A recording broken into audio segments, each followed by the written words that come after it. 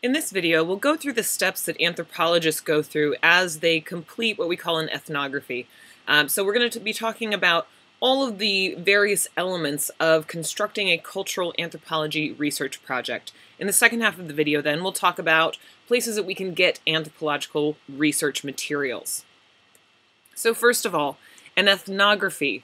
An ethnography is a written account of some sort of culture or cultural practice. And here we have a definition from 1986 that defines an ethnography as a research process in which the anthropologist closely observes, records, and engages in the daily life of another culture, an experience labeled as the fieldwork method, and then writes accounts of this culture, emphasizing descriptive detail.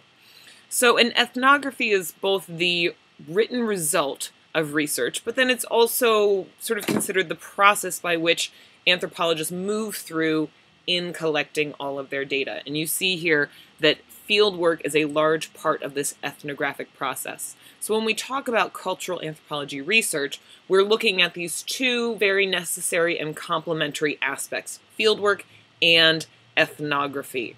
So an ethnography is a description of one single cultural practice. We've already read a few ethnographies in this class.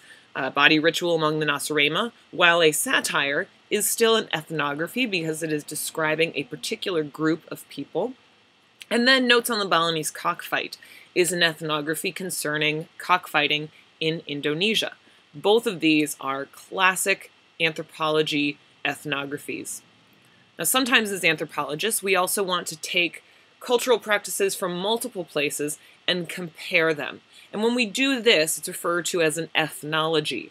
So an ethnology is a cross-cultural comparison using two or more ethnographies. Let's say, for example, we were interested in this practice of cockfighting that we read about in Clifford Geertz's Notes on the Balinese Cockfight.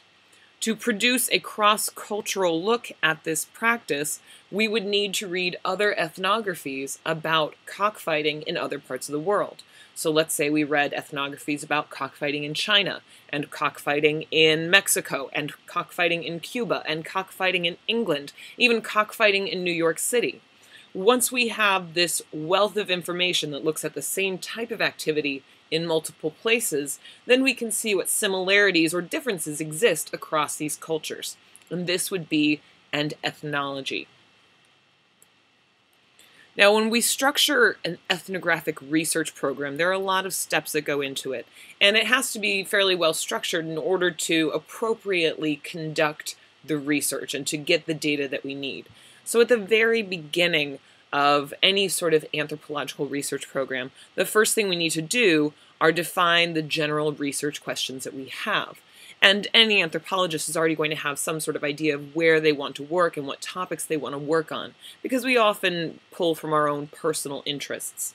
So once we've identified where in the world we want to work or what topic we work on, we start to generate these basic research questions. So let's say, for example, that we are interested in doing research in Southern America. So we want to work in South America in the Amazon rainforest. And let's say we're interested in the effects of globalization or the effects of industrialization on indigenous groups living in the Amazon forest. That would be sort of considered our general research question. What is the impact of industrialization on people who live in the Amazon? The next step that we do is background research. And this is so important when we do anthropological research, because we certainly don't want to leave out research that has been done before. We don't want to be ill-informed about the topics that we're investigating. And so an anthropologist will spend a lot of time doing background research about their chosen topic. This could be anthropological research, so ethnographies that other anthropologists have written about similar topics, or ethnographies that have been written about the groups of people that we're interested in studying. This background research period can take years sometimes to pull together all of the sources and to really figure out, what the historical academic situation has been in that particular area. As we're getting to the point of completing this background research, we then need to identify some specific places or some specific people that we want to work with. Again, if we're talking about doing research with indigenous groups in the Amazon rainforest, the last thing we want to do is just get off a plane in Brazil and hope that we manage to find someone who will talk to us.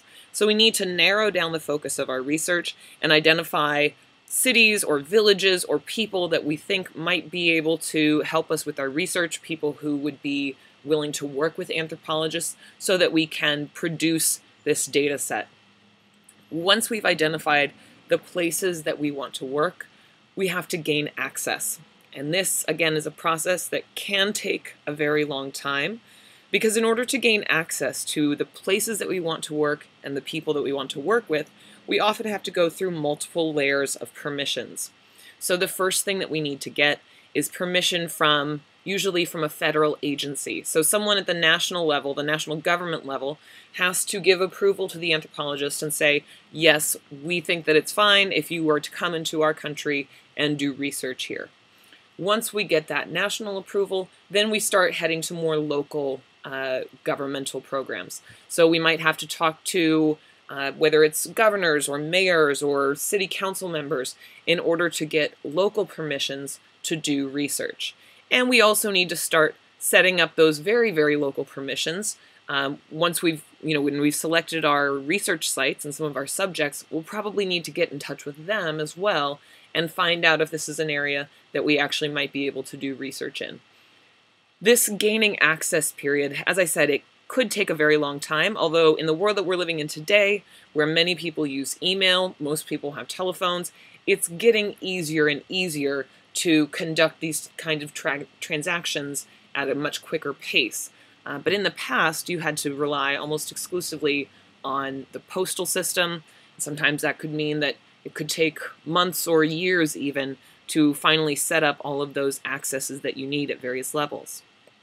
But once you've done that, once you've not only established your research questions, but you've done your background research, you've selected the places you're going to work, and you've finally gotten permission to do that work, this is when you head into the field to conduct your field work. And remember that the field work portion of an ethnographic research project could take at least a year to multiple years. More often than not, what happens is that an anthropologist goes to do their field work first for a year, collecting all of the data that they're interested in, using interviews, taking notes, doing participant observation, taking pictures, taking video. They compile all of the bits of data, all the pieces of data that they think are going to be relevant to their original research questions.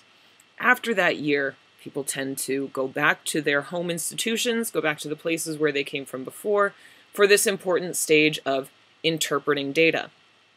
What typically happens is that once we get home and we start interpreting this data, we start going through all of the information that we've collected over the past year, what we tend to realize is that we've left something out, or there's some other question or some other topic that we need to investigate to more fully understand the situation that we're interested in. So usually after this stage of collecting data and when we're starting to interpret data, we realize that we need to collect more data. So then the next year we'll go back into the field and conduct more field work. Then we come home, we go through this interpretation process again, and we might realize we need to collect more data. At this same time, we're also making our research questions a little bit more focused, a little more tight, so we can make our questions a bit more nuanced, rather than looking at a very broad question like, how do indigenous people feel about industrialization in the Amazon rainforest? We can make it more specific to the challenges that people are facing and the particular circumstances of people's lived everyday lives.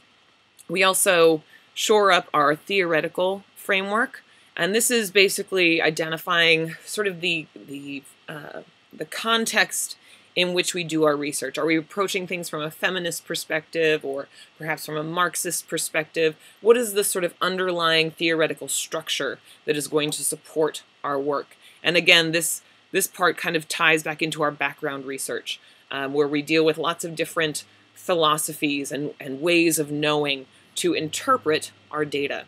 So this portion of our research program can take another several years in order to collect everything that we need and to get it into a working framework that really highlights the strengths of the research and highlights important patterns and trends. Once we've done all that, once we're happy with the data we've collected, then we get to this stage of writing up our findings. And this is the part where we actually produce the ethnography. We write down this particular account of a culture or a practice, or it might be a life history that we're writing about one of our subjects. Again, this writing up period can take years. If you're a particularly fast writer and everything is really solid with your theoretical framework and your data interpretation, maybe this takes a little bit shorter period of time. But this is not a short process, the ethnographic research paradigm. Finally, then, when our findings are written up, the ethnography is completed. In theory, then we end our research. But more realistically, rather than ending research, we sort of loop back around to the beginning. And maybe we move to another site that has a similar problem, or that we're looking at a similar issue in a different site, or we might look at a slightly different issue at the same site. So the ethnographic research program is a bit cyclical, in that we're always working towards collecting more data and interpreting new patterns within various cultures. This ethnographic research program is the basis for a PhD for any cultural anthropologist. And so cultural anthropology students typically go through each of these stages throughout their PhD program. This process, especially when the student is going through it for the first time, often takes 5, 7, 8 years. And so getting a PhD in anthropology can be a very long process. But as you see, there are a lot of steps along the way, and each of them takes a lot of time and a lot of care to do appropriately.